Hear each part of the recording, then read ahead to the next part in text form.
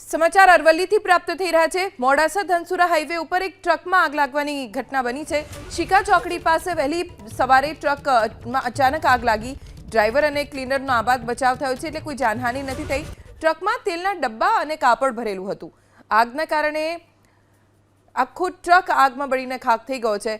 મોડાસા પાલિકાની ફાયર વિભાગની ટીમ ત્યાં પહોંચી અને આગ ઉપર કાબુ મેળવ્યો।